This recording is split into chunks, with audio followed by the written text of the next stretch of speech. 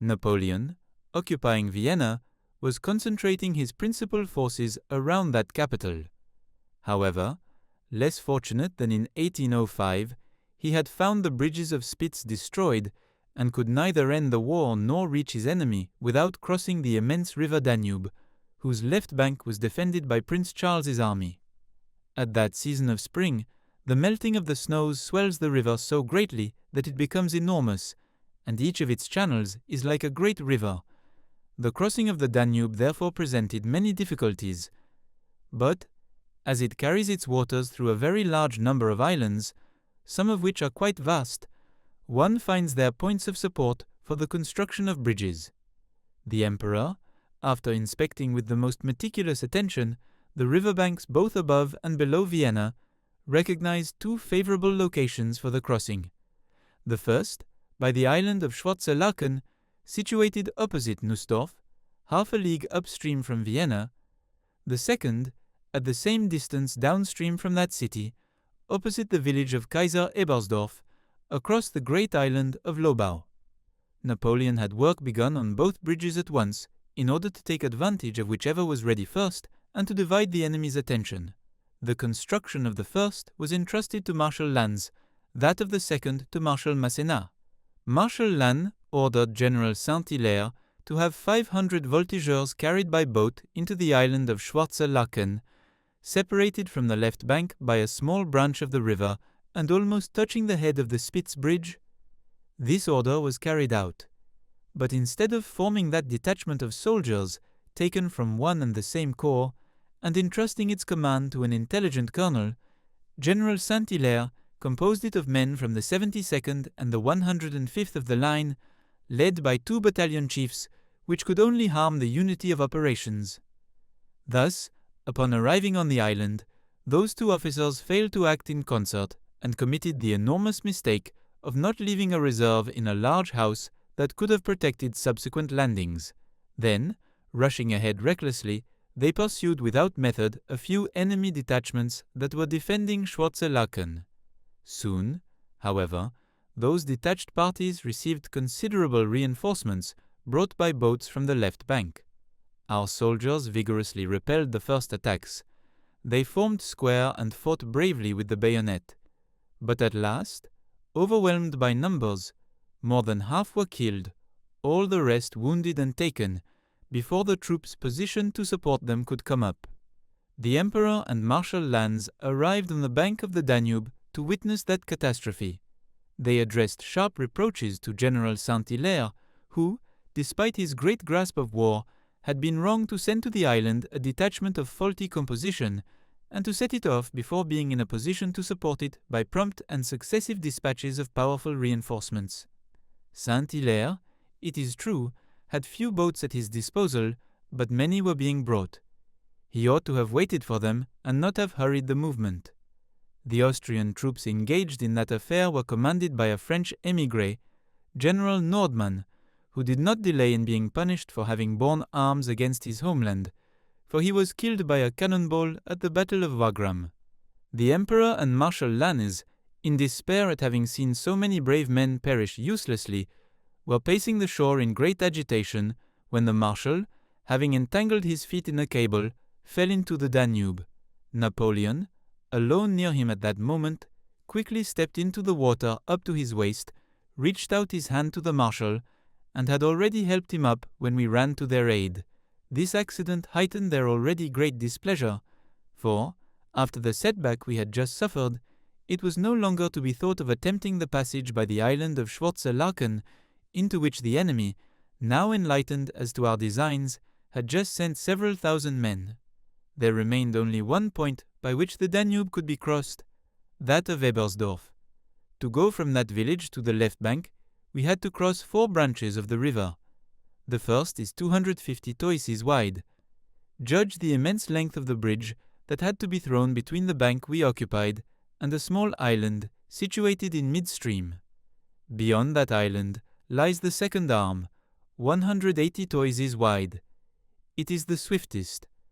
Those 2 branches bathe a small islet, after which comes a marshy island and the third course of water, about 20 toises wide. When those various obstacles are passed, one has arrived only in the immense island of Lobau, separated from the mainland by the fourth branch, 70 toises wide. Thus, the whole of the 4 rivers, presenting a total width of 520 toises, required the construction of 4 bridges, which called for immense works. The point chosen by the emperor before Ebersdorf had this advantage. The 2 islands and the islet served to support and steady our bridges, and Lobau formed a vast parade ground from which one could reach the left bank with greater assurance. Finally, that island, making a re-entrant bend, offered a most advantageous exit into the middle of the plain that extends between the villages of Gross Aspern and Essling. For the passage of an army, it was the most desirable configuration. Archduke Charles, arriving opposite Vienna along the left bank of the Danube, and finding Napoleon checked by that formidable barrier, hoped to prevent him from crossing it by threatening his rear. He therefore had the head of the bridge we held at Linz attacked, and even began preparations at Krems to cross the river with his whole army and come to fight us on the right bank. But his troops were repulsed everywhere, and he confined himself to opposing our passage before Ebersdorf. The building of our bridges encountered very great obstacles, for lack of materials, we were reduced to using boats of different shapes and sizes. We had to employ ropes, timbers, and ironwork that did not have the necessary solidity. Anchors were lacking. They were replaced with chests filled with cannonballs. Those works, sheltered by plantations, were protected by Marshal Masséna's army corps. Marshal Lannes's corps, posted before Nussdorf, simulated preparations for a crossing at that point, in order to distract the enemy's attention, and they long believed that we meant to renew the attack on the island of Schwarze-Laken. But as those demonstrations were not real, Marshal Lannes followed the emperor in person when the latter went, on the evening of the 19th, to Ebersdorf to preside over the construction of the bridges. Napoleon, after having examined in the greatest detail what had been prepared, and having assured himself that all that circumstances allowed had been assembled, embarked a brigade of Molitor's division on 80 large boats and 10 stout rafts, which, despite the difficulty posed by the extreme width of the Danube and the violence of the waves, reached the island of Lobau. The troops established themselves there without obstacle, the enemy having neglected to have that point guarded, so taken up was he with the idea that we intended to cross the river before Nussdorf, above Vienna. The emperor likewise had several lesser islands occupied, and the construction of the bridges began. It lasted all night, in magnificent weather, and was completed on the 20th at noon. All the divisions of Masséna's corps immediately crossed into the island of Lobau. There is perhaps no example of works so great carried out in so little time. On May 20th, at 4 o'clock in the afternoon, the emperor, having thrown a bridge over the fourth and last arm of the Danube, sent Masséna's infantry divisions, commanded by Generals Legrand, Boudet, Cara Saint-Cyr, and Molitor, out of the island of Lobau to occupy on the mainland the villages of Essling and Aspern. Those troops were followed by the light cavalry divisions, Lasalle and Maroulaz, as well as by General Espagne's cuirassiers. In all, 25,000 men. Only a few enemy squadrons appeared on the horizon. The bulk of the Austrian army was still at Ebersdorf, but was about to march to oppose our establishment on the left bank of the Danube. The emperor, for his part, was directing strong masses toward the island of Lobau. Marshal Lannes's corps had to leave the environs of Nussdorf to go to Ebersdorf, but various obstacles hampered its passage through Vienna, and it did not arrive until very late the next day. The foot guard followed. On the evening of May 20th, the emperor and Marshal Lannes, having gone to lodge in the only house that existed on the island of Lobau, my comrades and I set ourselves up nearby, on beautiful lawns bathed in the full splendor of the moon.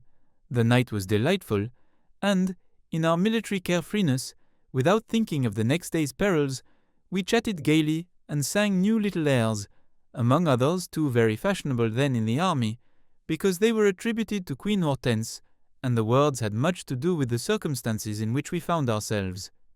They were, You leave me to go to glory.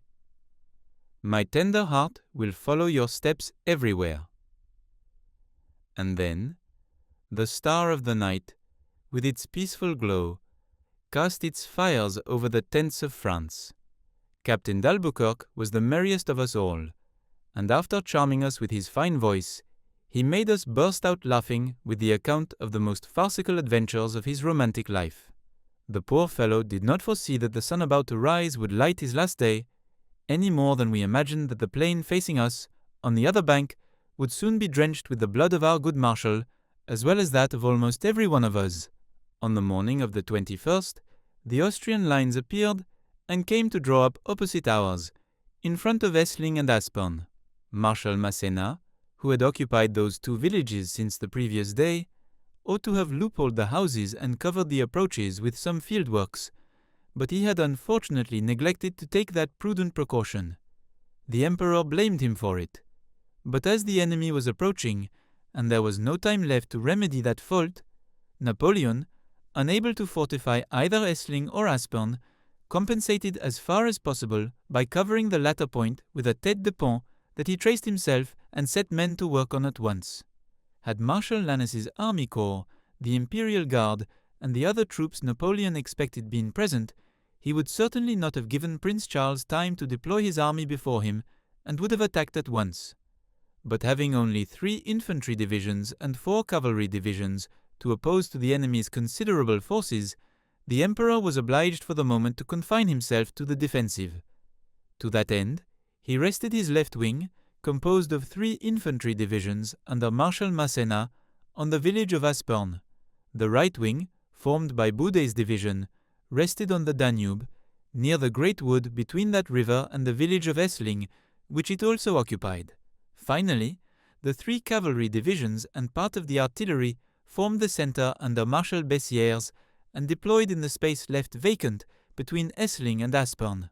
Thus, in the Emperor's words, who compared his position to an entrenched camp, Aspern and Essling formed bastions joined by a curtain made up of the cavalry and artillery. The 2 villages, although not entrenched, were capable of good defence, for they are built of masonry and surrounded by small embankments that protect them from the Danube's floods. The church and cemetery of Aspern could hold out for a long time. Essling had for a citadel a vast enclosure and an immense granary built of cut stone. Those latter points were very useful to us. Although the troops forming the right and the centre did not belong to Lannes's corps, which was still on the other bank of the Danube, the Emperor, in such difficult circumstances, wished to make use of that marshal's talents and had entrusted him with the superior command. He was heard to say to Marshal Bessieres, "You are under Marshal Lannes's orders," which seemed to vex Bessieres greatly. I will shortly relate the serious conflict to which that statement gave rise, and how, much against my will, I found myself engaged in it. Toward 2 in the afternoon, the Austrian army advanced upon us, and the battle began very sharply. The cannonade was terrible.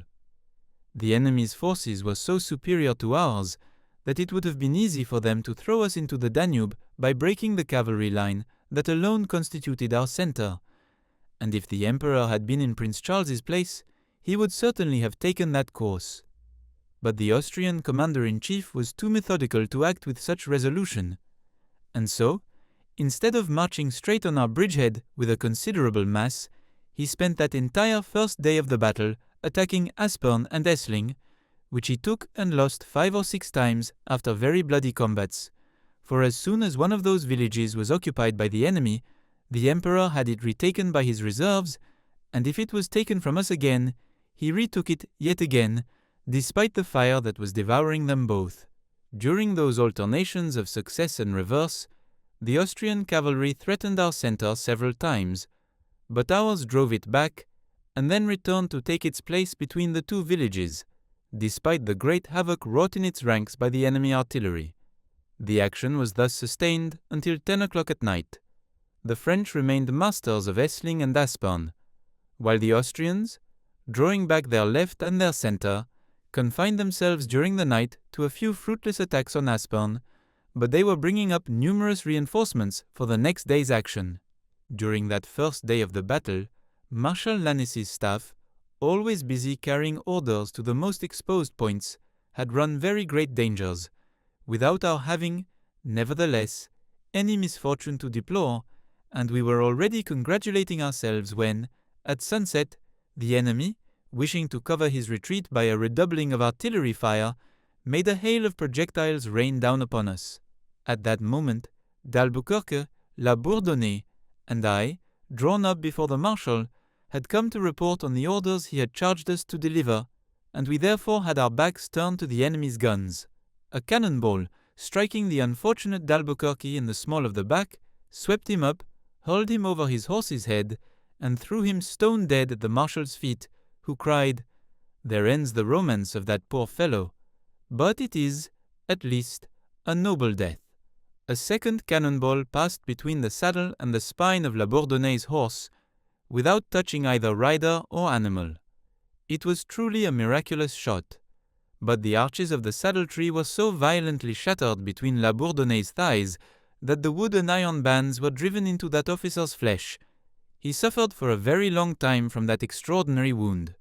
Placed between my two comrades, I saw them fall at the same instant.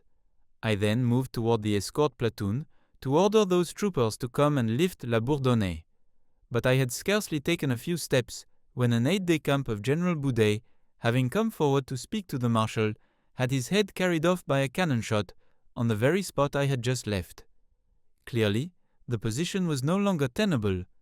We found ourselves exactly opposite an enemy battery, and so the Marshal, despite all his courage, thought it advisable to place himself about 100 toises to the right. The last order Marshal Lannes had directed me to carry was addressed to Marshal Bessières, and gave rise to a very heated altercation between those two marshals, who cordially detested each other. It is indispensable to know the reasons for that hatred in order to understand properly the scene I am about to relate. That concludes the 15th part of the story.